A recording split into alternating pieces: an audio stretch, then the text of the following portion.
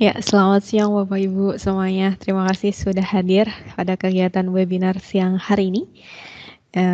Sudah lebih dari jam 2 siang, jadi kita bisa mulai saja untuk kegiatan webinar siang hari ini.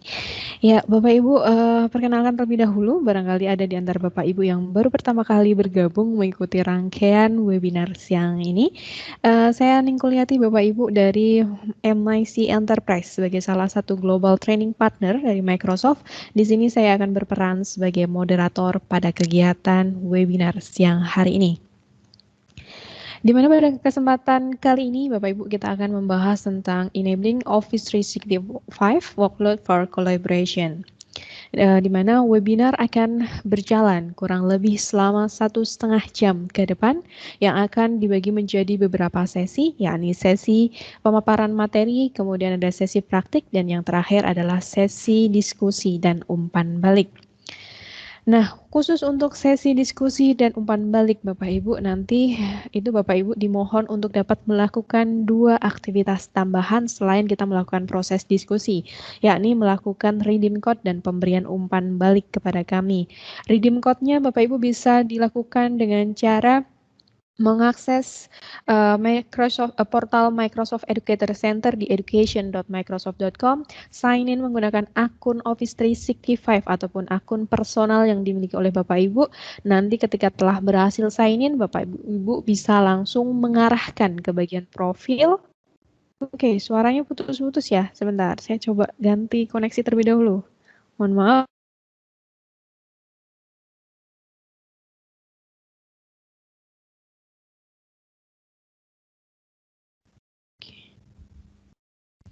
Ya, Mas Rinaldi mohon bantuan, apakah sudah diterima dengan jelas Mas Rinaldi suara saya? Sudah. Oke, sudah diterima dengan jelas ya. Baik Bapak Ibu, saya ulangi kembali Bapak Ibu untuk kegiatan webinar siang hari ini akan dibagi menjadi beberapa sesi, yakni sesi pemaparan materi, kemudian dilanjutkan sesi praktik, dan yang terakhir adalah sesi diskusi dan umpan balik.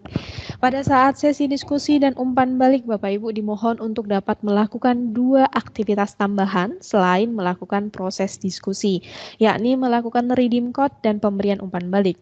Untuk redeem code-nya, Bapak Ibu bisa melakukan di portal Microsoft Educator Center di education.microsoft.com, sign in menggunakan akun Office 365 ataupun akun Office 365 yang Bapak Ibu, akun Microsoft personal yang Bapak Ibu miliki. Nanti ketika telah berhasil sign in, Bapak Ibu bisa langsung mengarahkan kursornya di bagian inisial nama Bapak Ibu, kemudian pilih redeem achievement code dan masukkan kode yang telah kami bagikan di layar. Dan mungkin untuk sebagai saran Bapak Ibu mungkin bisa di capture terlebih dahulu tautan ataupun redeem code yang kami bagikan di layar ini. Namun nanti untuk mempermudah Bapak Ibu dalam melakukan 2 aktivitas ini, nanti akan kami bagikan tautannya di kolom percakapan. Kemudian juga jangan lupa Bapak Ibu untuk memberikan umpan baliknya kepada kami melalui mic.ms/feedback.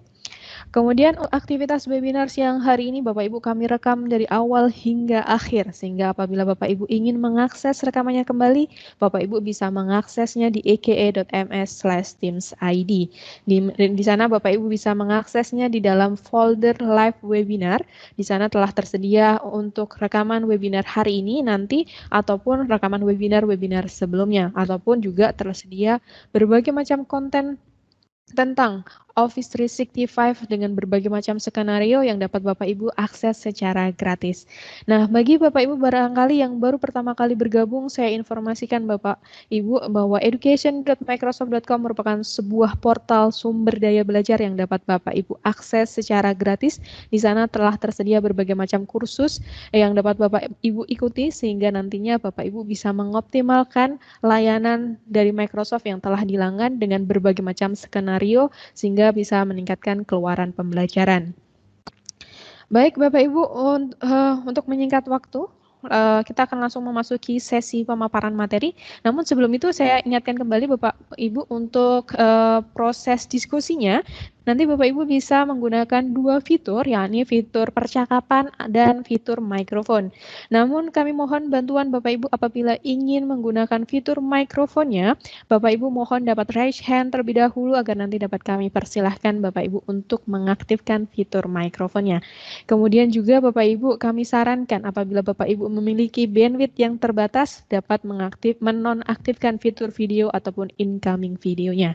Baik Bapak Ibu, untuk menyingkat waktu langsung saja kita memasuki sesi inti, yakni sesi pemaparan materi yang mana akan disampaikan oleh rekan saya Mas Rinaldi. Silahkan Mas Rinaldi.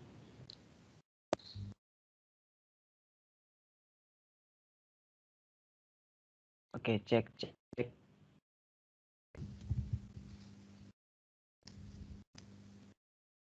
Jelas Mbak nih? Terdengar Mas Rinaldi? Oke. Layar saya gimana? Sudah kelihatan? Sudah Mas Rinaldi.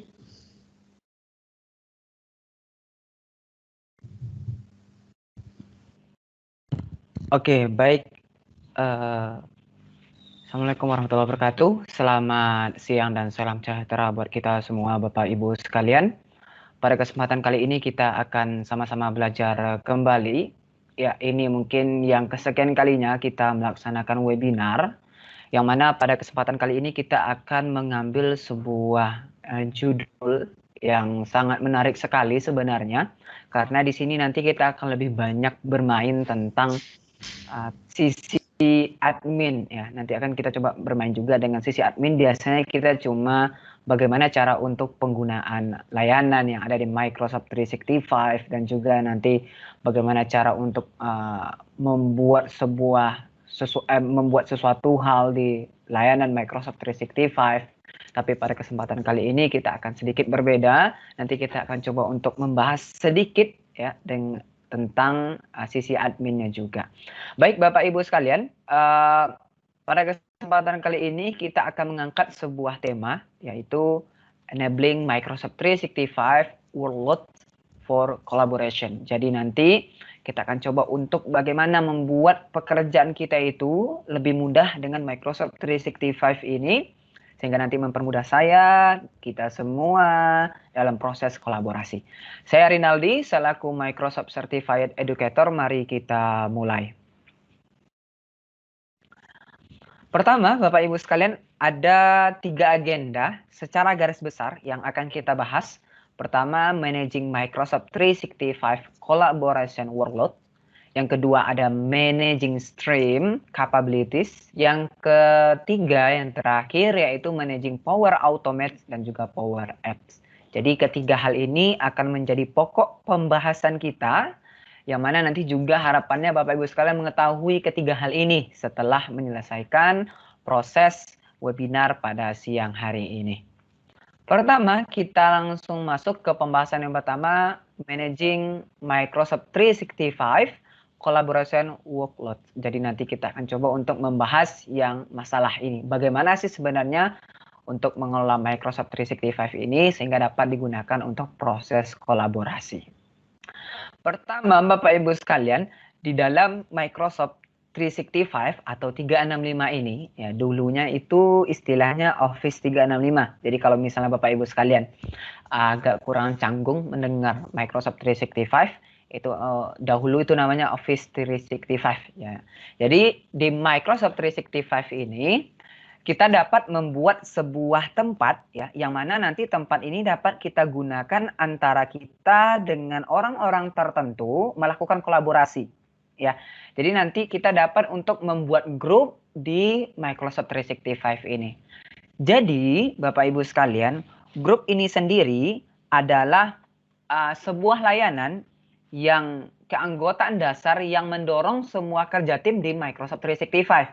Dengan grup Microsoft 365 ini, kita dapat memberikan akses ke kumpulan sumber daya kolaborasi untuk dibagikan kepada sekelompok orang. Jadi nanti kita dapat membagikan suatu sumber daya ya, sehingga nanti dapat diakses oleh orang yang lain, bukan hanya kita saja atau orang-orang tertentu, tapi lebih ke banyak orang. Jadi nanti yang akan kita bagikan itu adalah grupnya. Jadi nanti akan dibagikan kepada grupnya. Jadi nanti dengan adanya grup ini akan mempermudah kita untuk melakukan kolaborasi dengan orang-orang yang kita inginkan. Jadi tidak perlu kita tambahkan satu per satu, tapi kepada grupnya langsung. Kita kasih ke grupnya, biar nanti langsung diakses oleh grup yang ada di Microsoft 365 ini. Yang selanjutnya, Bapak Ibu sekalian, ada beberapa cara yang dapat kita tempuh, yang dapat kita gunakan ketika kita membuat sebuah grup di Microsoft 365 ini. Yang pertama bisa dengan menggunakan Outlook, ya, dengan Exchange. Yang kedua bisa menggunakan Microsoft 365 Admin Center. Ini hanya bisa dibuat oleh admin, ya. Yang ketiga ada Yammer, ya. Yang keempat ada Teams. Nah, jadi keempat hal ini ya bisa kita gunakan untuk membuat grup di dalam Microsoft 365. Sehingga nanti Bapak Ibu sekalian, kita dapat dengan mudah ya membuat sebuah grup tergantung yang kita inginkan. Contohnya begini.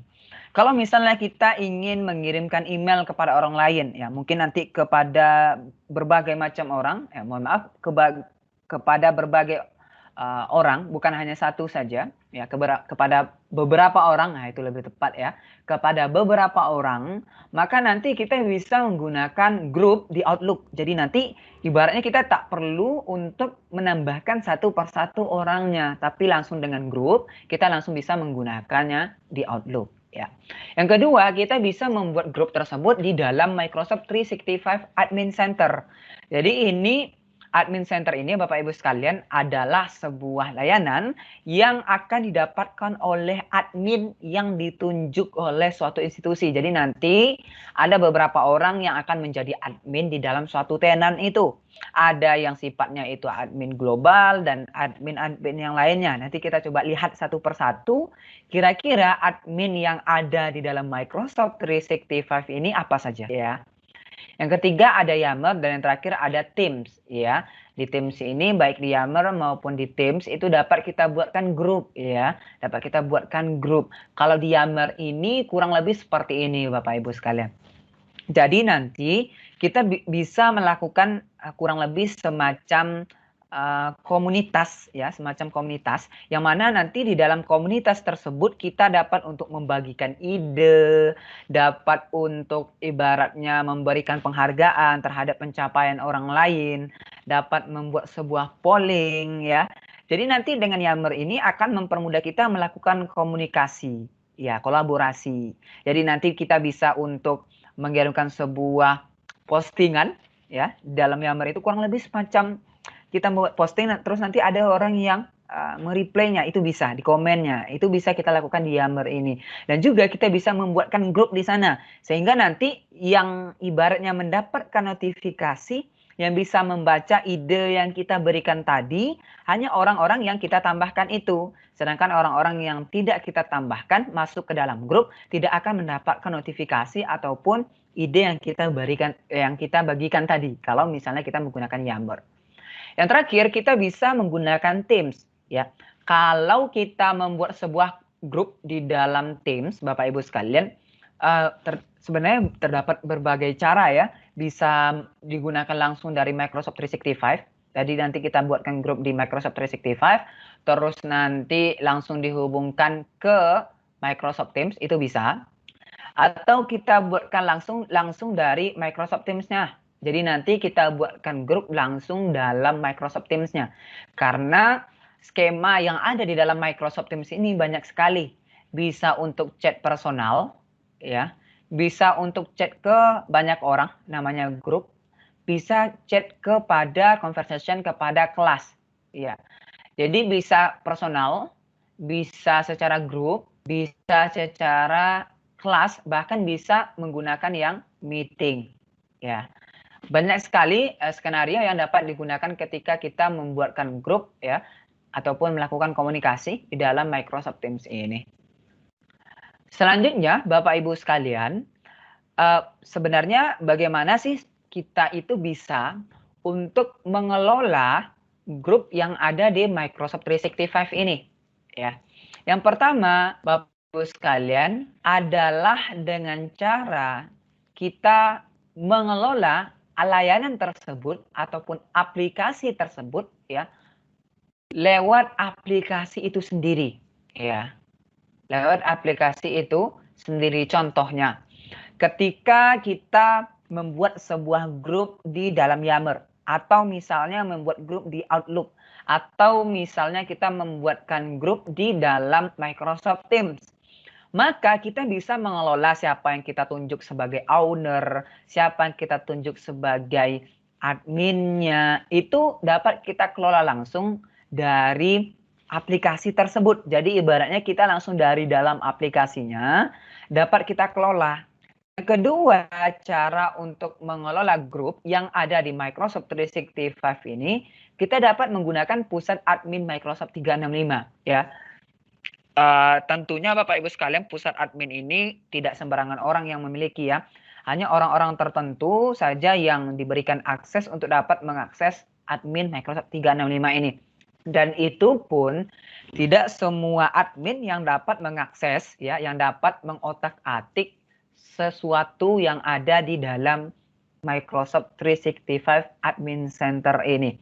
Jadi di dalam Microsoft 365 ini banyak sekali pembagiannya. Siapa saja menjadi admin, yang ia nanti tanggung jawabkan apa, yang ia kelola nanti apa, itu bisa diatur. Jadi, oh dia jadi admin, jadi dia punya semua hak akses. Tidak, itu tidak bisa seperti itu. Jadi nanti di Microsoft 365 Admin Center, kita dapat untuk mengatur, oh orang ini mengurus Microsoft Stream saja, oh orang ini mengurus tentang user saja, oh orang ini mengurus tentang Exchange saja, oh orang ini mengurus tentang Microsoft Teams saja, dan seterusnya. Jadi nanti kita bisa ibaratnya mengurangi beban terhadap admin yang ada.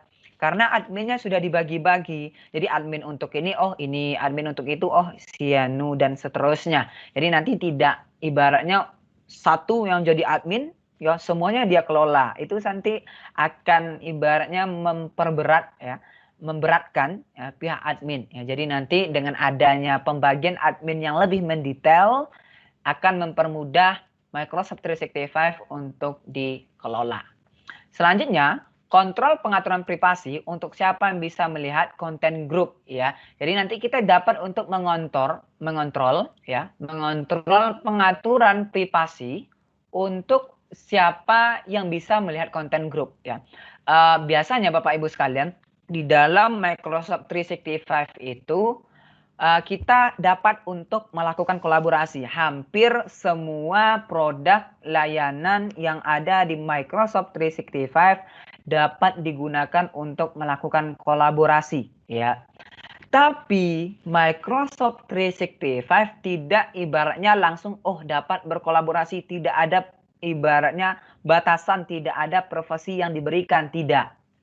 Tapi dengan Microsoft 365, walaupun kita dapat berkolaborasi, baik dari dalam internal maupun dari eksternal kita, tetap kita dapat mengatur orang ini bisa melihat atau tidak, orang ini dapat mengedit atau tidak, orang ini dapat melihatnya, terus nanti dapat mengesernya kepada orang lain atau tidak, itu dapat kita atur.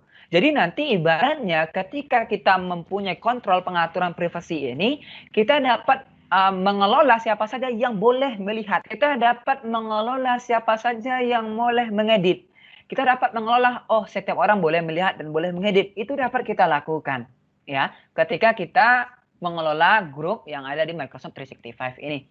Selanjutnya, di Microsoft 365 ini Bapak Ibu sekalian, pemilik dapat mengelola keanggotaan grup. Jadi nanti owner ya, admin itu dapat untuk menambahkan siapa yang dijadikan sebagai anggota, siapa yang dijadikan sebagai owner ya atau admin, siapa yang harus dihapus dari grup, siapa yang harus ditambahkan di grup. Itu dengan Microsoft 365 kita dapat melakukan hal itu. Sehingga kolaborasi yang kita inginkan di awal tadi ya akan dapat terbentuk ketika kita dapat mengelola grup di dalam Microsoft 365 ini.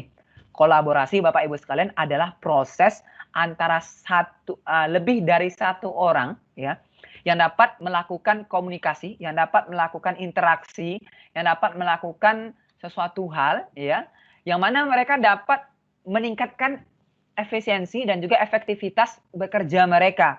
Sehingga grup ini adalah sesuatu hal yang wajib ketika kita melakukan sebuah kolaborasi. Jadi bukan grup itu gunanya bukan untuk satu orang ya Bapak Ibu sekalian ya, tapi lebih ke satu orang lebih ya. Jadi nanti bisa 2 orang, bisa 3 dan seterusnya. Jadi nanti dengan adanya grup ini akan mempermudah kita melakukan kolaborasi. Selanjutnya Bapak Ibu sekalian, sekarang kita coba cek ya. Di pihak administrator yang ada di Microsoft 365 ada beberapa admin ya, ada beberapa admin. Admin yang pertama ada yang namanya administrator global ya, global administrator ya. Jadi global administrator ini dapat untuk mengelola semua aspek di Microsoft 365. Jadi tanpa terkecuali semua layanan dapat mereka atur ya. Saran dari Microsoft sendiri Bapak Ibu sekalian, jangan sampai adminnya terlalu banyak ya.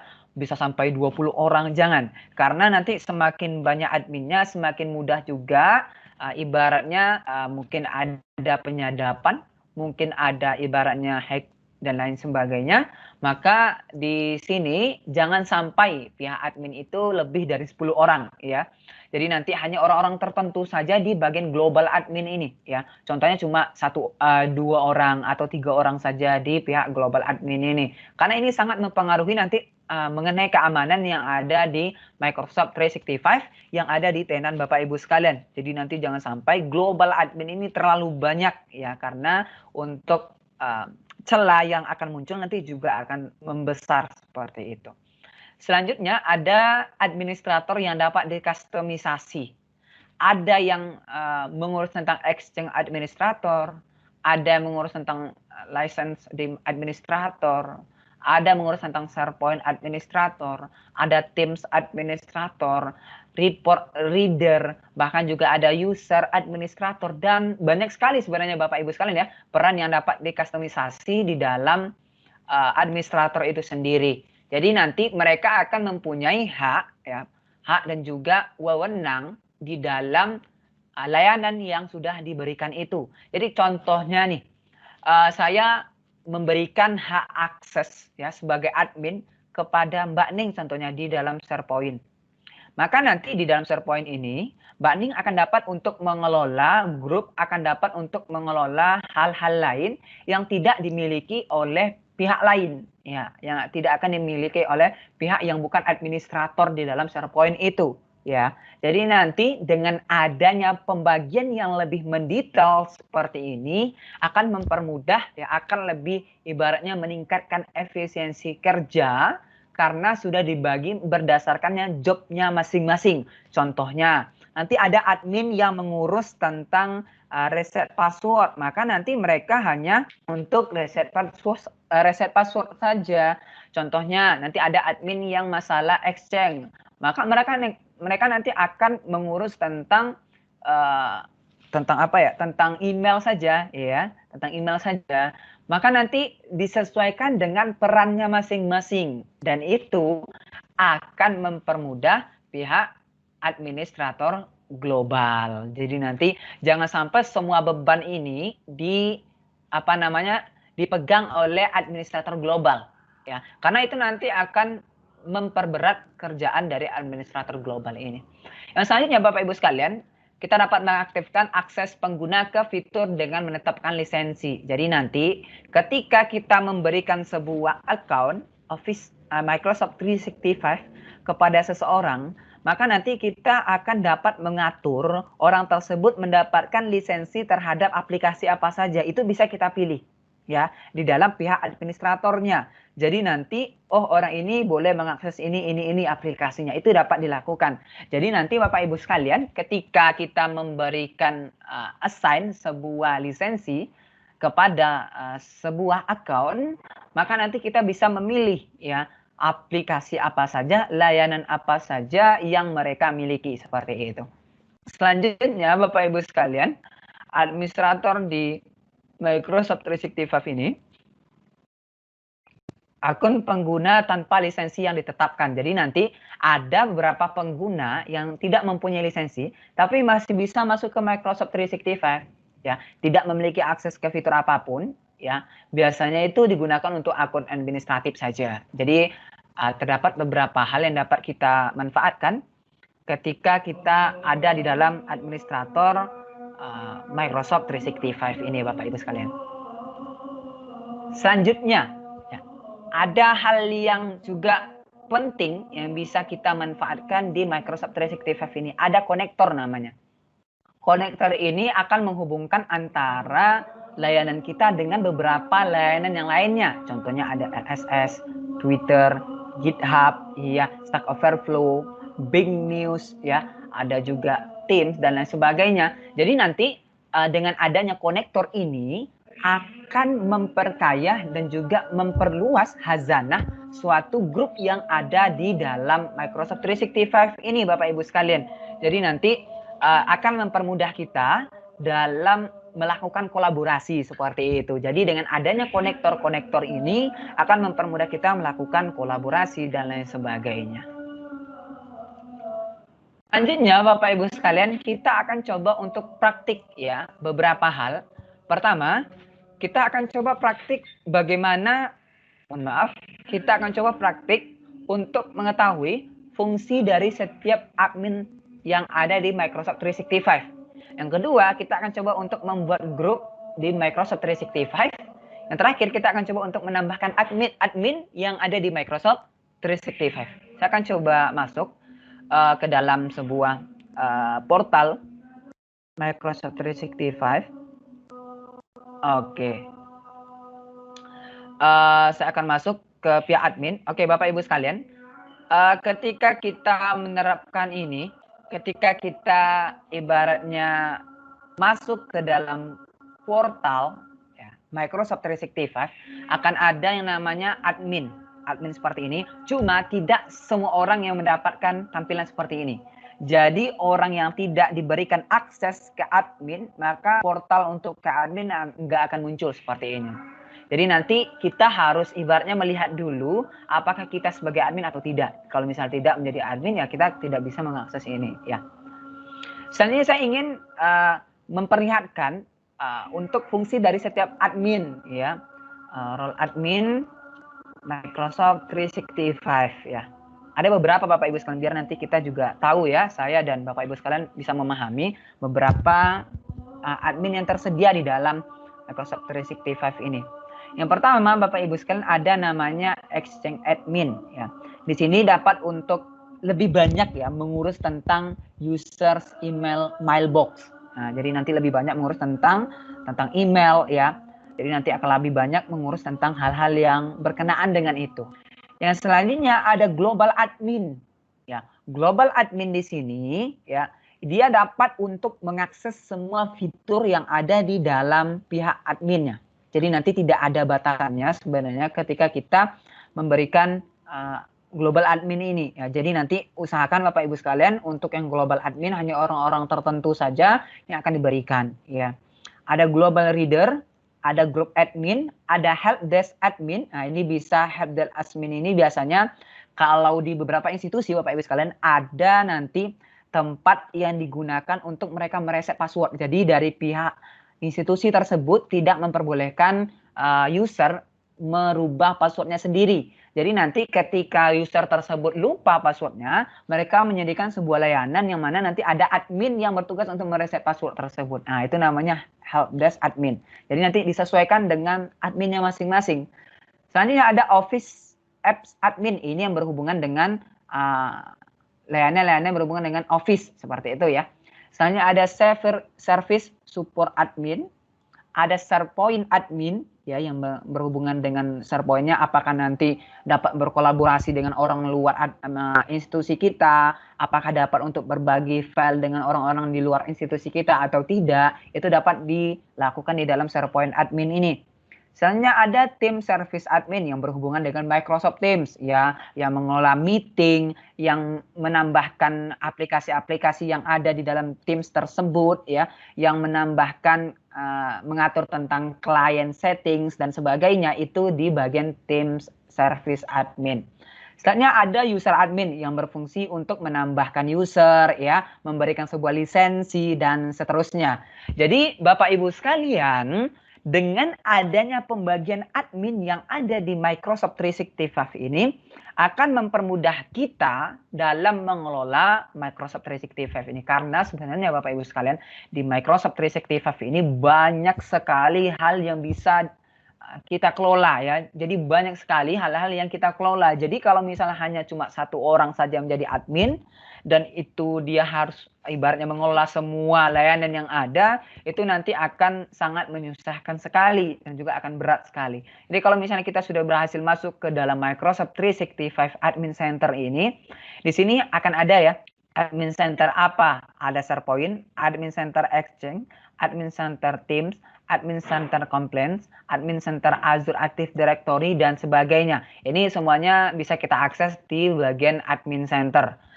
Di sini saya akan coba untuk membuat sebuah grup di Microsoft 365 ini langsung dari Microsoft 365 Admin Center ini, sehingga nanti lebih mempermudah kita melakukan kolaborasi, karena tujuan kita tadi untuk melakukan kolaborasi, ya, dalam proses pekerjaan maupun nanti dalam proses pendidikan, ya. Di sini ada menu grup, Bapak Ibu sekalian, ada menu grup yang dapat kita lihat di bagian sebelah kiri. Sekali lagi, tidak semua orang dapat mengakses Admin Center ini, hanya orang-orang tertentu yang sudah diberikan lisensi seperti itu. Kita klik aktif grup di sini. Ya. Maka di sini akan bisa kita lihat grup-grup yang sudah dibuat, ya. Grup-grup yang sudah dibuat. Saya contohkan akan membuat sebuah grup, saya klik di sini ada add a group. Ya. Di sini akan terdapat beberapa pilihan, ada Microsoft 365, ada distribution, ada mail enable security. Gunakan yang Microsoft 365 ini karena kita dapat untuk membuat sebuah tim nanti jadi dari Microsoft 365 ini. Kita klik next di sini, kita tambahkan contohnya webinar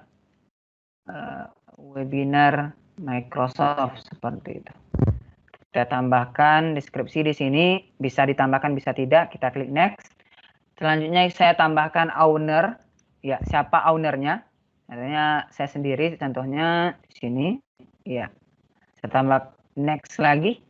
Di sini kita dapat mengatur email address-nya. Di sini saya pilih untuk privasi yang privat, biar nanti hanya orang-orang tertentu yang dapat mengaksesnya.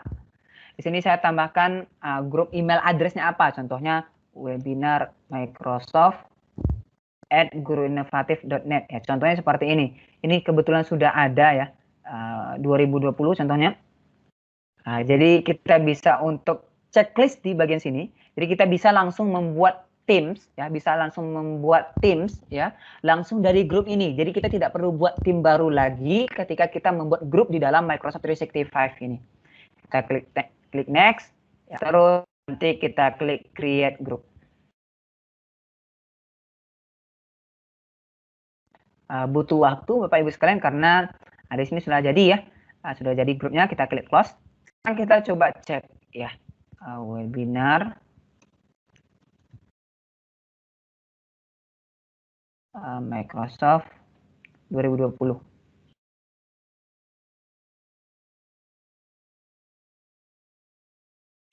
Banyak juga, ya, yang buat nama yang sama. Nah, ini, ya. Ini grup yang sudah kita buat tadi. Di dalam grup ini kita bisa mengatur, Bapak Ibu sekalian. Pertama, kita bisa menambahkan atau mengedit email yang sudah kita tambahkan tadi. Tadi saya membuat nama emailnya adalah webinar Microsoft 2020 @guru inovatif. Ini bisa dirubah seperti itu. Bisa kita tambahkan nama alias dan sebagainya ketika kita ingin merubah email address dari grup kita ini. Jadi email address ini bukan hanya sekedar tulisan saja. Ini bisa ibaratnya mengirimkan email, ya, bisa digunakan untuk mengirimkan email, bisa menerima email. Di sini kita juga dapat melihat di sini ada members. Kita bisa menambahkan members, ya. Di sini bisa kita klik di bagian members, view all and manage members. Kita bisa menambahkan, contohnya saya tambahkan Mbak Ning, ya. Salah, namanya Kuning kalau nggak salah. Mohon maaf. Kita klik dulu di add members, klik add members di atas sini. Kita cari Ning. Lagi loading. Ning add. Oke, tidak ada. Sepertinya sudah digunakan. Kalau nggak salah kuning ya. Nah ini ya, ada Mbak Ning. Saya tambahkan, saya klik save. Maka nanti Mbak Ning sudah berhasil menjadi member di dalam grup ini. Ya. Yang selanjutnya Bapak Ibu sekalian, ketika kita membuat grup di dalam Microsoft 365 Admin Center, kita juga bisa mengatur masalah privasinya, apakah privat atau public. Dan juga kita bisa mengatur, kita persilahkan untuk orang di luar institusi kita mengirimkan email ke grup kita. Itu bisa. Checklist di bagian sini. Allow external senders to email this group. Kita juga bisa mengatur hide from my organization global address list. Kita bisa untuk ibaratnya menyembunyikan grup ini dari global address list yang ada di institusi kita. Itu bisa kita atur. Ya. Dan juga di dalam sini Bapak Ibu sekalian, kita mendapatkan sebuah Teams langsung ya ketika kita membuat grup di dalam Microsoft 365 Admin Center ini. Jadi sudah dibuatkan grupnya dan bisa digunakan untuk kolaborasi, komunikasi, meeting, dan lain sebagainya ketika kita menggunakan sebuah grup di dalam Microsoft 365 Admin Center ini. Selanjutnya Bapak Ibu sekalian, adalah menambahkan admin di dalam Microsoft 365 ini. Ya, cara menambahkan admin, kita klik di bagian Active Users. Ya, kita klik di bagian Active Users. Setelah itu nanti kita klik Add User. Ya, kita tambahkan namanya. Ya, kita isi semua data-datanya, display name-nya, username-nya, dan sebagainya. Selanjutnya di bagian Product License ini, Bapak Ibu sekalian, ya, kita pilih dulu dia dikirimkan atau dipilihkan lisensinya yang mana. Setelah itu di bagian optional settings bisa kita atur mereka menjadi admin atau tidak. Di bagian optional settings kita bisa mengatur mereka menjadi admin apa. Oh, dia menjadi admin global admin contohnya. Itu bisa diatur. Nah, ini sudah dikasih tahu kalau misalnya organisasi ini sudah mempunyai 14 global admin ya. Di sini sudah dikasih tahu kalau misalnya jangan lebih lah dari 5 seperti itu atau maksimal 10 ya. Di sini juga bisa kita atur menjadi user admin contohnya atau misalnya SharePoint admin dan seterusnya.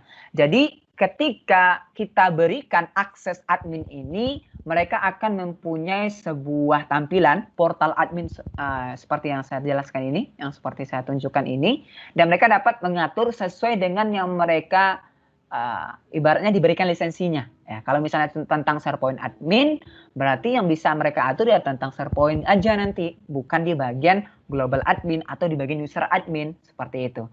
Jadi kurang lebih begini Bapak Ibu sekalian cara untuk mengetahui membuat sebuah grup di Microsoft 365. Yang selanjutnya kita juga bisa menambahkan admin di Microsoft 365 berdasarkan admin-admin yang ada. Ya, mungkin Mbak Ning bisa masuk sesi tanya jawab Mbak Ning biar nanti lebih ibaratnya interaktif, biar tidak saya saja yang menjelaskan. Silakan Mbak Ning. Oke, terima kasih Mas Rinaldi. Ya, ini sudah ada yang resen Mas Rinaldi. Sebentar ya Bapak ya, sebelum kita masuk ke sesi diskusi, saya ingin mengingatkan kembali bahwa di dalam sesi diskusi ini akan ada sesi diskusi dan umpan balik. Nah, Mas Rinaldi mungkin mohon dibantu untuk ditampilkan kembali slide yang berisi informasi mengenai redeem code dan pemberian umpan balik.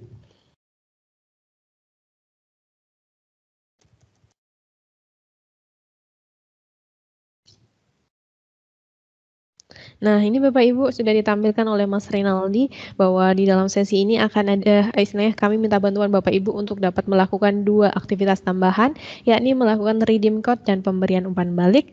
Pemberian untuk melakukan redeem code-nya Bapak Ibu bisa mengakses education.microsoft.com, sign in menggunakan akun Microsoft 365 ya. Istilahnya sebutannya berbeda ya dengan yang saat ini. Yang sebelumnya begitu, yang kalau sebelumnya kan Office 365, nah sekarang berubah menjadi Microsoft 365. Dan nanti setelah berhasil sign in, nanti bisa masukkan kodenya ini. Nanti untuk mempermudah akan saya bagikan di kolom percakapan. Dan Mas Rinaldi mungkin untuk lebih memudahkan Bapak Ibu atau memahami proses ini, Mas Rinaldi bisa dibantu untuk ini Mas Rinaldi, di visualisasinya seperti apa begitu. Silakan Mas Rinaldi. Oke, saya coba kopikan dulu di kolom chat kodenya.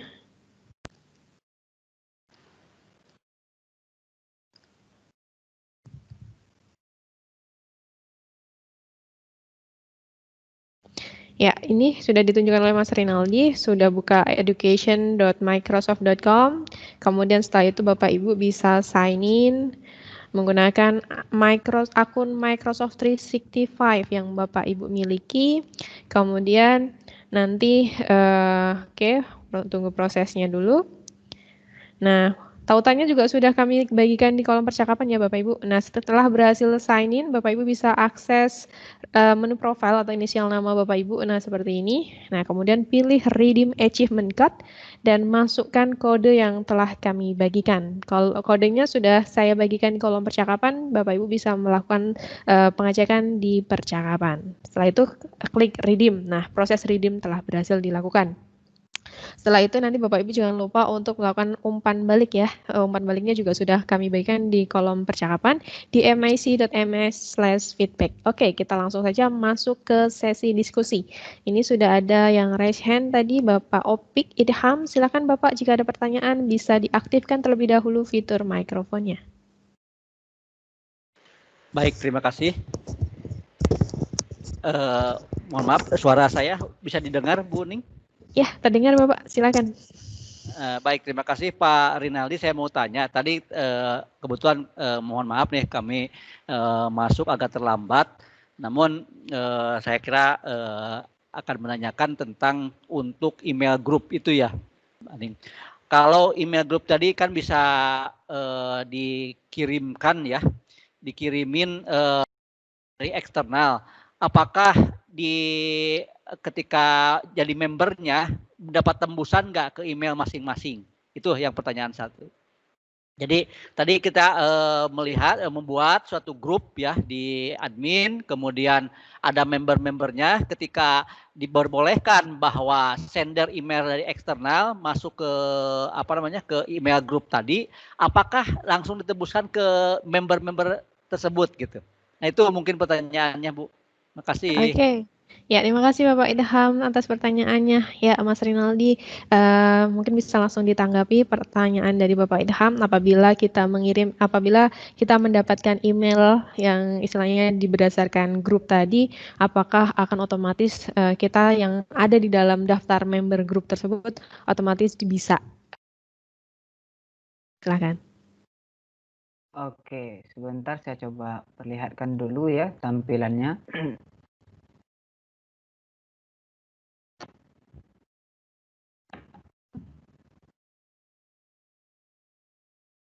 Yang ini, oke. Baik Bapak Ibu sekalian, ketika kita mempunyai sebuah grup yang mana grup tersebut akan mendapatkan sebuah email, dan di email tersebut kita ibaratnya menambahkan beberapa member, maka nanti Bapak Ibu sekalian, orang-orang yang kita tambahkan di dalam member tersebut akan mendapatkan tembusan ya, kepada setiap member yang ada. Jadi nanti Bapak Ibu sekalian tidak perlu takut ya, ibaratnya saya dapat notifikasi nggak sih sebenarnya gitu ya. Dapat Bapak Ibu sekalian. Jadi nanti jangan takut ketika Bapak Ibu sekalian membuat grup ini, setiap nanti ada notifikasi yang masuk akan masuk ke membernya juga. Seperti itu ya Bapak Ibu sekalian ya. Silakan Mbak nih. Ya, terima kasih Mas Rinaldi. Ya, terjawab ya Bapak Opik. Jadi prinsipnya bisa begitu. Jadi kan memang sudah dibuat sistemnya gitu. Nah, itu maka akan otomatis terkirimkan ke dalam list dari member grup tersebut. Oke, silakan Bapak Ibu. Baik, jika ada pertanyaan. Terima kasih. Ya, sama-sama Bapak. Jika ada pertanyaan kembali Bapak bisa disampaikan kembali, atau Bapak Ibu yang lainnya jika ada pertanyaan bisa disampaikan Bapak Ibu. Bisa menggunakan kolom percakapan atau juga bisa menggunakan fitur mikrofon. Tadi kita sudah belajar banyak hal dari sisi admin ya. Oke. Oh, ini ada Ibu dari Francisca. Apakah fitur breakout sudah tersedia di Teams, Mas Rinaldi? Oke, silahkan Mas Rinaldi mungkin bisa dijawab terkait fitur baru. Ibu sudah semangat ya menggunakannya. Baik, silakan. Bapak Ibu sekalian, untuk pertanyaan Bu Francisca ya, untuk fitur breakout, sepertinya Bu Francisca sangat memperhatikan ya update terbaru dari Microsoft Teams ya. Memang ada fitur terbaru nanti Bapak Ibu sekalian, yaitu fitur breakout. Untuk sekarang belum bisa kita gunakan ya karena memang belum dirilis seperti itu, belum dirilis secara global. Jadi di fitur breakout itu sekedar informasi buat yang belum tahu. Jadi nanti ketika kita melakukan meeting seperti sekarang ini, kita dapat mengelompokkan orang lain ya gitu ya. Jadi nanti kita melakukan meeting kayak gini sekarang, kita langsung bisa mengelompokkan beberapa orang ya di dalam beberapa kelompok seperti itu. Jadi langsung dari satu meeting saja kita langsung kelompokkan. Jadi ibaratnya langsung waktu belajar ya, seperti belajar kita kelompokkan langsung ya. Kalau misalnya tatap muka. Jadi nanti kita tidak perlu membuat channel-channel, kita tidak perlu membuat berbagai macam meeting seperti itu, tapi langsung dari breakout saja. Itu bisa kita gunakan. Mungkin dalam waktu dekat akan diupdate dan akan bisa kita nikmati Bapak Ibu sekalian. Seperti itu ya, silakan Mbak Nih. Ya, terima kasih Mas Rinaldi. Ya, Ibu Francisca, kita tunggu terlebih dahulu ya untuk fitur breakout-nya. Jadi memang banyak sekali sih di bulan ini tuh ada banyak kabar bahagia begitu ya dari Teams karena telah mengeluarkan beberapa update terbaru yang bisa istilahnya sebagai solusi untuk mendukung aktivitas pembelajaran virtual yang coba dihadirkan meskipun secara virtual tetap menjadi istilahnya bisa menggantikan lah untuk sementara di tengah situasi seperti ini seperti layaknya pembelajaran konvensional begitu yang tatap muka. Namun mungkin istilahnya sembari kita menunggu fitur breakout itu muncul, nah sebagai solusi atau istilahnya sebagai solusi alternatif begitu ya, saat ini bisa Bapak Ibu memanfaatkan fitur channel. Nah itu nanti bisa dimanfaatkan fitur channel untuk breakout itu juga begitu. Oke. Ini juga ada pertanyaan lagi coba. Oke, ada pertanyaan lagi dari Bapak Opik. Mau tanya apakah dalam webinar ini ada keterangan semacam surat keterangan kita mengikuti bisa kami dapatkan di mana? Oke, mohon maaf Bapak Ibu kalau untuk surat seperti surat keterangan itu saat ini kami belum bisa mengeluarkan suratnya. Nah, mungkin Bapak Ibu bisa sebagai bukti bahwa telah mengikuti kegiatan hari ini adalah sebagai buktinya adalah ketika Bapak Ibu melakukan proses redeem code. Nah, itu kan sudah nanti tercatat di sistem. Nah, itu mungkin bisa disampaikan kepada pihak sekolahnya atau institusi pendidikannya bahwa telah mengikuti kegiatan webinar ini dibuktikan dengan transkrip kegiatan karena di dalam education.microsoft.com Mas Rinaldi mungkin bisa dibantu Mas Rinaldi, ada namanya fitur transkrip dan fitur certificate begitu. Nah itu mungkin Mas Rinaldi bisa dibantu ditunjukkan bagaimana cara mengaksesnya sehingga nanti mungkin Bapak atau Ibu Opik bisa melihatnya. Nah itu bisa diakses melalui menu profil, kemudian pilih My Profile. Nah itu nanti ada pilihan View Transcript. Terkadang juga ada yang sertifikatnya langsung nanti bisa diakses begitu Bapak. Nah kalau misalkan kadang sertifikatnya itu tidak muncul, jadi sebagai alternatifnya adalah dengan melihat view transcript. Nah di view transcript maka nanti akan muncul informasi bahwa Bapak Ibu telah mengikuti kegiatan webinar hari ini begitu. Oke, saya tunggu Bapak Ibu yang lainnya jika ada pertanyaan bisa disampaikan. Bisa menggunakan kolom percakapan atau bisa juga menggunakan fitur mikrofon. Oke, ini tidak ada, kita lanjut kembali. Mak boleh bertanya? Silakan Bapak, boleh sekali. Terima kasih, saya Safarudin Marpaung.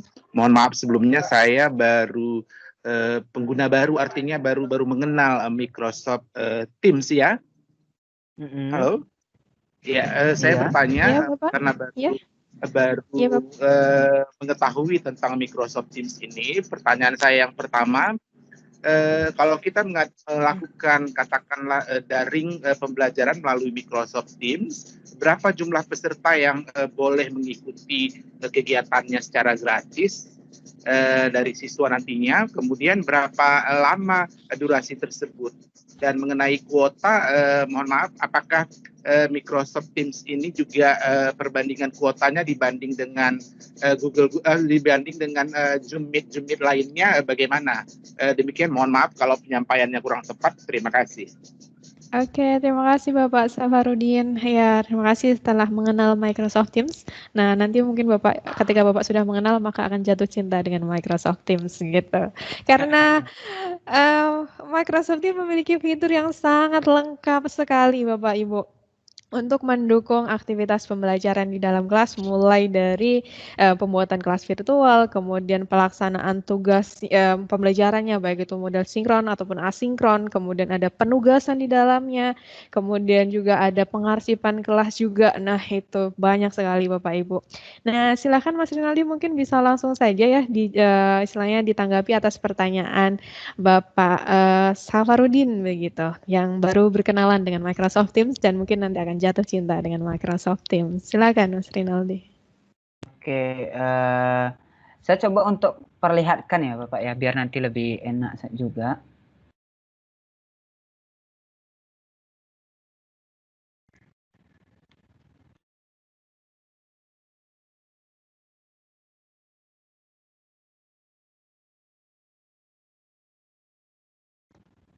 Ya, Bapak Ibu sekalian, terdapat beberapa pilihan ketika kita melakukan tadi kalau misalnya mau dibandingin dengan Zoom atau misalnya dengan yang lain itu berarti kita melakukan meeting ya, video conference seperti ini ya, video call ya kayak gitulah kurang lebih ya. Jadi Bapak Ibu sekalian, di dalam Microsoft Teams ini ada kalender ya, yang mana di kalender ini terdapat 3 opsi ya. Ada opsinya Meet Now ketika kita melakukan meeting tanpa kita harus mengatur waktu dan tanggal. Yang kedua ada schedule meeting, sama dengan Meet Now, bedanya dia bisa mengatur waktu dan tanggalnya. Ya. Di dalam Meet Now ataupun schedule meeting ini dapat menampung sampai dengan 200 orang dalam jangka waktu 60 hari. Saya ulangi, dapat menampung 200 orang sampai dengan jangka waktu 60 hari. Jadi waktunya itu lama banget Bapak Ibu sekalian. 60 hari tidak dimati-matiin itu video conference-nya, meeting-nya itu nggak masalah ya. Yang kedua ada live event. Live event ini kita dapat melakukan ibaratnya sebuah sistem yang untuk webinar seperti itu ya. Yang mana dapat menampung sampai dengan 10.000 orang dalam jangka waktu 4 jam. Nanti akan ada update terbaru sampai dengan 16 jam ya. Kita tunggu saja terbarunya. Tapi untuk sekarang, untuk Meet Now dan juga schedule meeting dapat menampung 200 orang dalam waktu 60 hari. Sedangkan live event dapat menampung 10.000 orang sampai dengan waktu 4 jam. Jadi nanti sesuaikan Pak ya. Mau nanti yang banyak itu anggotanya, apakah atau kita tambah ataukah nanti waktunya ya. Jadi nanti kita sesuaikan ya. Jadi nanti Bapak Ibu sekalian nanti Bapak Ibu sekalian akan lebih mudah menentukan mau butuh anggota yang banyak atau waktunya yang banyak ya. Kayak gitu ya Bapak Ibu sekalian ya. Silakan Bapak Ibu sekalian. Silakan Mbak Ning. Ya, terima kasih Mas Rinaldi. Saya tambah pertanyaannya boleh? Iya, silakan Pak. Mohon maaf ya,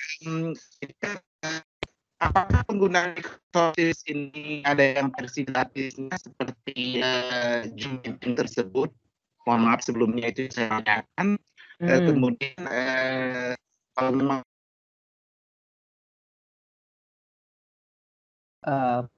putus sepertinya Pak. Ya, Mas Rinaldi, tadi saya sedikit menangkap pertanyaannya begitu. Untuk istilahnya, apakah Microsoft Teams ini gratis seperti layaknya Zoom atau seperti apa? Begitu kurang lebih tadi seperti itu untuk yang pertanyaan yang terakhir. Yang dengan penggunaan Rp10 10 GB tersebut, karena kan nanti kalau misalnya kita aplikasikan kepada siswa, khawatirnya jika kuotanya besar, mereka tidak sanggup untuk mengikutinya. Demikian pertanyaan saya, terima kasih.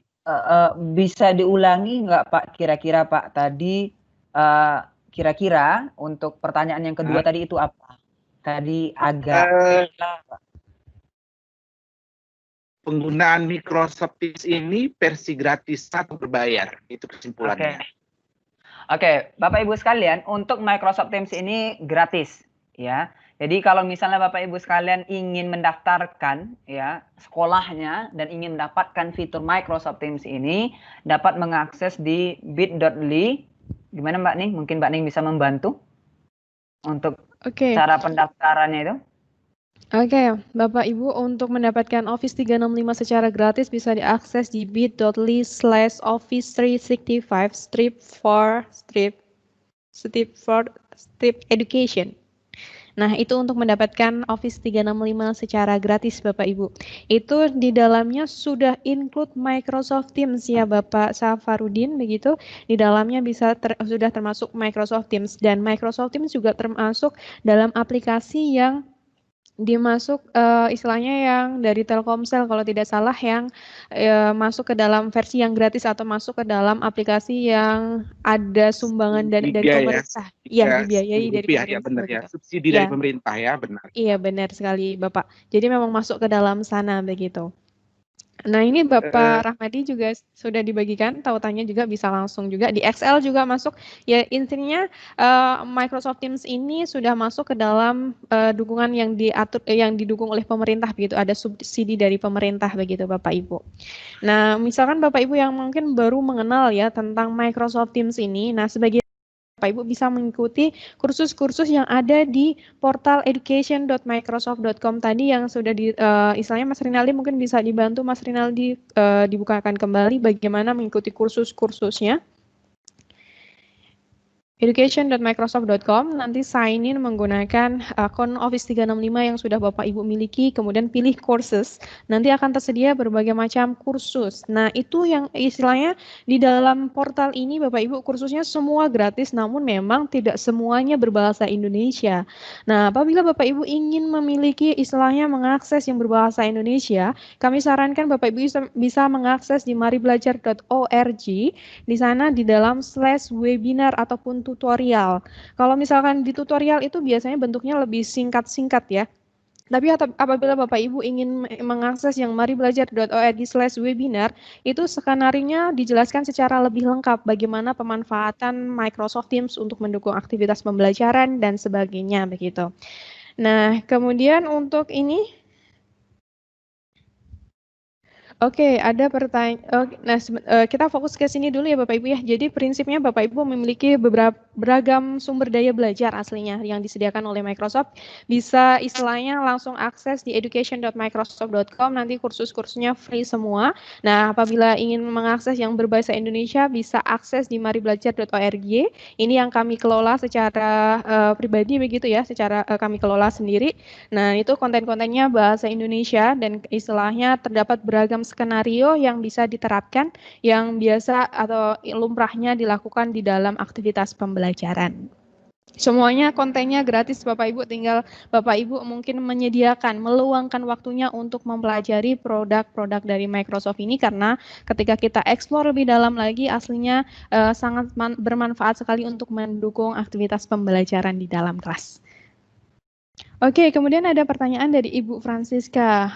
Untuk live event kapasitasnya bukan 300 Ibu ya, mungkin kami konfirmasi ya.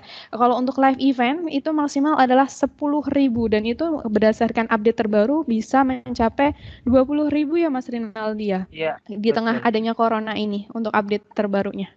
Iya, betul. Bisa mencapai 20.000 Mas Rinaldi. nanti. Iya. Apakah suara saya terdengar? Tes. Ya. Ya, itu bisa mencapai 20.000 Ibu ya. Betul. Untuk yang update terbarunya untuk. Ya, sudah baru terdengar. Oke. Ya. Nah, untuk live event ini apakah ada di dalam A1? Nah, untuk sebelumnya Bapak Ibu untuk plan A1 ini belum disupport untuk fitur live event. Namun di tengah pandemi saat ini, Microsoft memberikan layanannya kepada seluruh pelanggan untuk Office 365 ini atau Microsoft 365 ini, baik itu mulai dari A1 sampai dengan A5 begitu. Jadi lisensi apapun Bapak Ibu bisa mendapatkan fitur live event ini begitu Bapak Ibu. Nah, tadi mungkin sekedar menambahkan dari penjelasan Mas Rinaldi, kalau misalkan tadi mungkin emang yang dijelaskan adalah fokus ke fitur meetingnya saja ya. Kalau misalkan untuk kelas virtual sendiri, Bapak Ibu bisa mencapai hingga 10.000 member di dalam satu timnya. Tapi memang kalau untuk aktivitas pembelajaran hanya bisa menampung efektifnya adalah 200 peserta untuk bisa penugasan ke seluruh peserta begitu. Ya, silakan Bapak Ibu jika ada pertanyaan bisa disampaikan kembali atau kita bisa diskusi lagi. Kita masih ada beberapa menit ke depan yang kami alokasikan untuk Bapak Ibu.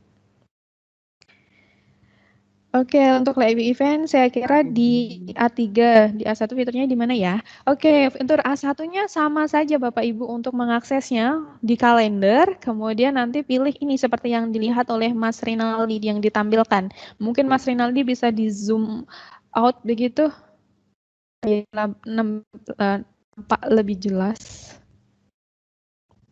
Nah, begitu Bapak bisa diakses di sebelah sisi kanan atas begitu ya. Jadi semuanya memang bisa mendapatkan fitur ini. Namun memang sebelumnya hanya untuk lisensi tertentu. Kalau untuk edukasi hanya di versi A3 dan A5. Kalau untuk versi bisnis ada E3 dan E5 kalau nggak salah begitu. Ya, silakan Bapak Ibu jika ada pertanyaan. Ya, semoga seterusnya. Terima kasih tambahannya. Ya. Untuk Office 365, saya pun baru dengar ini, belum familiar juga. Apakah itu harus kita install nantinya? Kemudian apakah kalau dia diinstal, ini pengertian Office 365 sama dengan Office Windows atau bagaimana ini pengertiannya? Saya memang masih baru dalam hal ini. Oke, baik Bapak. Terima kasih Bapak atas semangatnya. Kami ucapkan terima kasih juga, artinya Bapak hadir sini sudah tertarik ya dengan istilahnya Microsoft 365 atau Office 365. Iya, benar sekali, Mas, benar. Iya. Ya, nanti kita kenalan lebih dalam lagi Pak, agar lebih jatuh cinta lagi dengan Office 365 atau Microsoft 365. Silakan Mas Rinaldi bisa ditanggapi. Oke, baik. Terima kasih Pak untuk pertanyaannya. Jadi begini Pak, Microsoft 365 itu terdiri dari beberapa plan, beberapa tipe lisensi ya. Ada untuk yang education, untuk yang pendidikan ada A1, A3 dengan A5 ya. Khusus untuk yang plan A1 yang ibaratnya memang itu digratiskan untuk setiap institusi pendidikan ya. Maka di sana kita hanya dapat untuk mengakses yang versi web saja Pak. Jadi nanti yang dapat kita akses itu hanya yang versi web saja. Sedangkan yang versi desktop yang biasa kita gunakan itu Pak, itu hanya bisa diakses dengan plan A3 dan plan A5 ya. Jadi nanti kalau misalnya Bapak Ibu sekalian sudah menggunakan plan A1, Microsoft Teams ini sudah bisa digunakan ya. Tapi memang Bapak Ibu sekalian untuk yang Office-nya tidak kita dapatkan karena itu beda plan, jadi nanti tidak kita dapatkan yang terinstall di laptop. Jadi kalau misalnya plan A1 semuanya ada di versi web seperti itu. Silakan Mbak Nih. Ya, terima kasih Mas Rinaldi. Ya, jadi terjawab ya Bapak. Jadi prinsipnya Office 365 ini, namun mungkin istilahnya karena memang istilahnya udah diinformasikan Bapak bahwa Office 365 ini sekarang beralih namanya berubah menjadi Microsoft 365. Jadi tidak Office 365 lagi, tapi masih sudah berubah menjadi Microsoft 365. Microsoft 365 ini mencakup versi web, versi desktop, dan versi mobile. Kalau yang mungkin yang terbiasa terdengar di masyarakat umum, taunya Office adalah yang versi desktop seperti Word, PowerPoint, Excel. Nah, kalau Office 365 ini adalah basisnya dia cloud, jadi bisa diakses dari mana saja dan kapan saja. Nah, tadi memang yang seperti yang disampaikan Mas Rinaldi, kalau yang Office 365 Plan A1, dia hanya mendapatkan yang versi webnya saja. Tapi apabila melanggan yang versi A3 dan A5, maka akan memperoleh beragam versi, baik itu desktop, mobile ataupun webnya begitu. Nah, untuk Teams-nya sendiri, Teams-nya ada 3 versi, meskipun dia plan A1 bisa diakses melalui 3 cara, yaitu versi web, versi mobile, dan versi desktop Bapak, khusus untuk Teams-nya. Tapi untuk Word, PowerPoint, Excel atau Office Suite-nya hanya versi webnya saja untuk yang versi A1. Tapi untuk A3, A5 semuanya lengkap Bapak. Oke, ada pertanyaan lagi dari Ibu Sri Suryani, apakah ada fitur yang bisa merekap jadwal meeting yang sudah dilaksanakan di Teams? Terima kasih. Ya, Mas Rinaldi, apakah fitur rekapan ini sudah ada di dalam Microsoft Teams atau mungkin ada aplikasi pihak ketiga yang bisa memenuhi atau istilahnya menjawab kebutuhan ini, mungkin istilahnya untuk memudahkan pelaporan ya Ibu ya. Silakan Mas Rinaldi.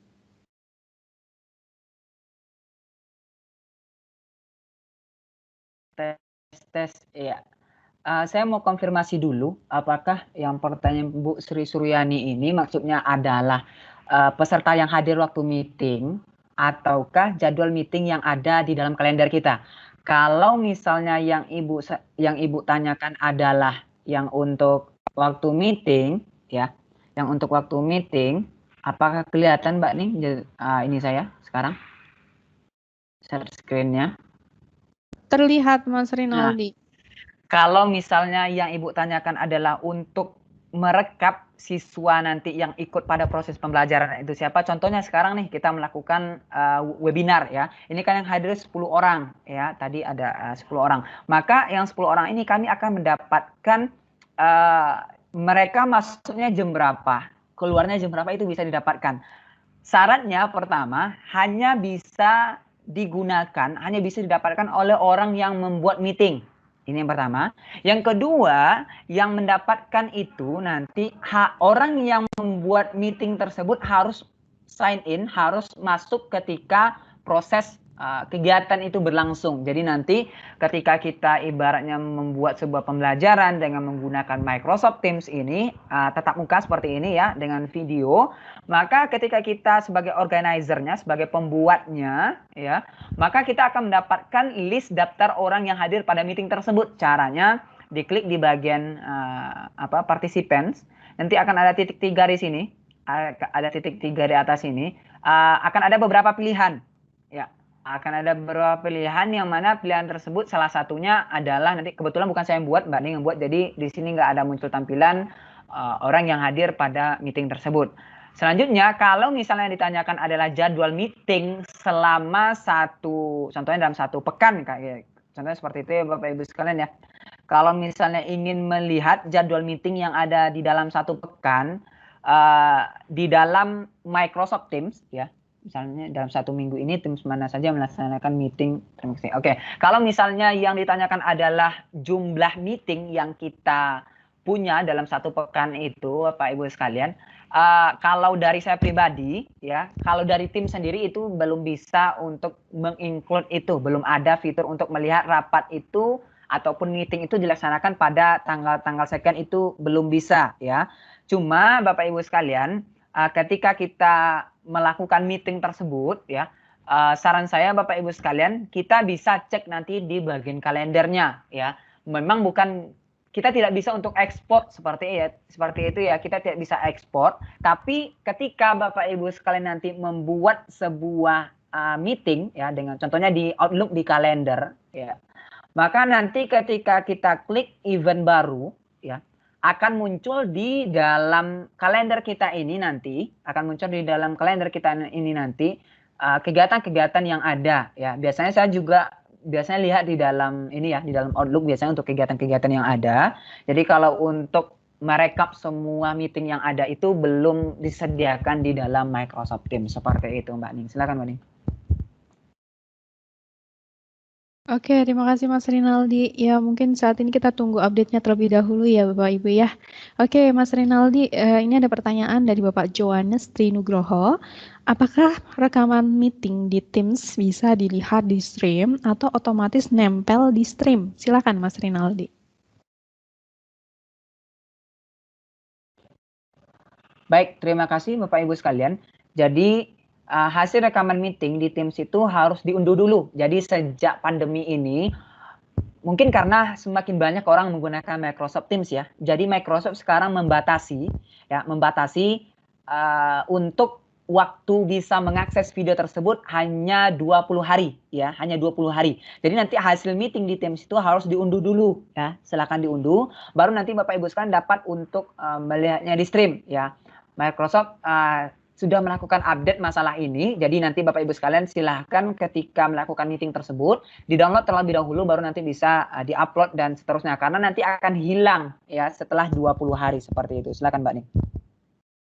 Oke, terima kasih Mas Rinaldi ya Bapak Johannes. Jadi memang saat ini istilahnya Microsoft mengupdate fiturnya untuk yang stream yang fitur rekamannya hanya bisa di-download terlebih dahulu baru nanti kita bisa unggah ke dalam stream. Kalau sebelumnya memang akan otomatis terunggah di stream. Namun mungkin karena beberapa macam pertimbangan Microsoft melakukan update fitur tersebut begitu. Mungkin karena istilahnya pengguna Microsoft Teams juga terus meningkat, mungkin juga istilahnya untuk akses rekaman tim juga mungkin jarang dilihat Nah, mungkin seperti itu Bapak. Jadi memang alternatifnya adalah mengunduhnya terlebih dahulu dan kita unggah ke dalam stream. Dan istilahnya masa expirednya adalah 20 hari.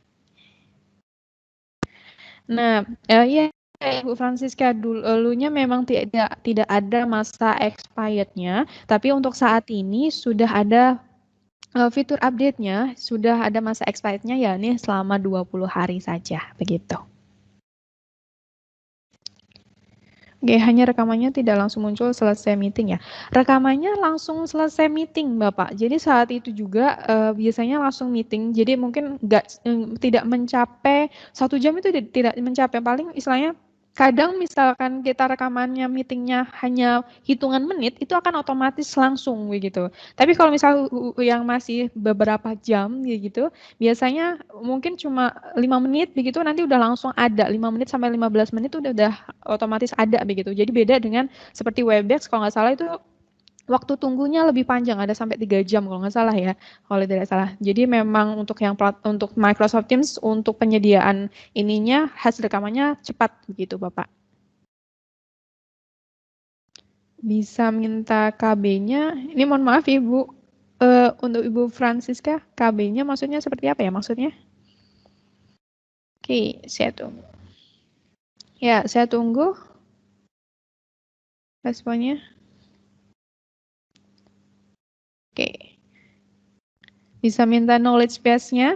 Nah, ini tadi Bapak Ibu kalau untuk ini, untuk istilahnya untuk materi hari ini kan kami rekam dari awal hingga akhir. Bapak Ibu bisa mengakses rekamannya langsung di eke.ms/teamsid. Saya juga sudah membagikan tautannya di kolom percakapan tadi, namun coba saya kopikan lagi ya Ibu ya. Oke, saya sudah kopikan di eke.ms/teamsid/teamsid ya, eke.ms/teamsid dan bisa diakses di dalam folder live webinar. Nah, di dalam eke.ms/teamsid ini, Bapak Ibu juga bisa mengakses beragam sumber daya belajar yang telah disediakan oleh tim Microsoft Indonesia begitu. Di sana sudah ada beberapa macam konten, jadi tidak hanya video webinar saja, namun juga beberapa macam dokumen. Jadi nanti Bapak Ibu bisa lebih mengenal lagi tentang Microsoft 365 ini. Nah, selain itu juga, Mas Rinaldi mungkin bisa mohon bantuan di share screen-nya, ditunjukkan kembali untuk portal education.microsoft.com dan site Mari Belajar begitu. Nah, Bapak Ibu bisa mengikuti kursusnya di education.microsoft.com. Di sana istilahnya dijelaskan secara dasar begitu dari penggunaan Microsoft 365 ini untuk tujuan pembelajaran. Di sana juga termasuk juga ada kursus-kursus tentang 21st Century Learning Design yang dapat Bapak Ibu ikuti juga secara gratis begitu. Kursusnya macam-macam banyak begitu Bapak Ibu ya.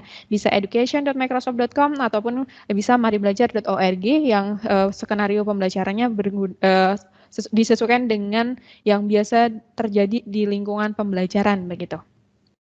Ya, baik. Ini Bapak Johannes masih ada menulis, saya tunggu terlebih dahulu. Ini semua kontennya bisa diakses secara gratis ya Bapak Ibu di education.microsoft.com berbahasa Inggris, namun juga bisa dialihkan menjadi ditranslate menjadi bahasa Indonesia, namun memang tidak semuanya bisa ditranslate, hanya beberapa saja. Nah, itu nanti mungkin bisa Bapak Ibu akses gitu. Boleh? Untuk webinar ini apakah hari Selasa saja, hari Jumat saja?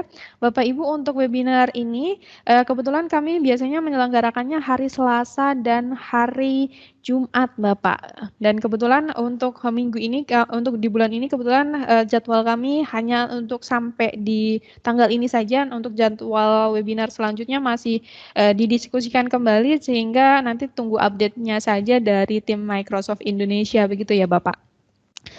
Kalau untuk kami biasanya kami sudah pernah mengisi selama 2 bulan ini dari bulan September kemarin hingga hari ini, begitu. Nah, Bapak Ibu yang saya ingatkan kembali ya, nanti untuk tidak lupa melakukan redeem code dan pemberian umpan balik kepada kami. Tautannya sudah kami bagikan di kolom percakapan, Bapak Ibu bisa langsung mengaksesnya saja. Dan saya sampaikan kembali, Bapak Ibu bisa mengakses sumber daya belajar yang telah disediakan oleh tim Microsoft di education.microsoft.com, dan nanti Bapak Ibu bisa mengikuti kursus-kursusnya secara gratis, bisa berdasarkan kursus-kursusnya atau bisa memilih berdasarkan learning path-nya yang ada begitu. Nah, apabila Bapak Ibu lebih nyaman dengan bahasa Indonesia, Bapak Ibu bisa akses site maribelajar.org. Baik Bapak Ibu, sepertinya diskusi kali ini kita sudah cukup. Oke, sudah cukup.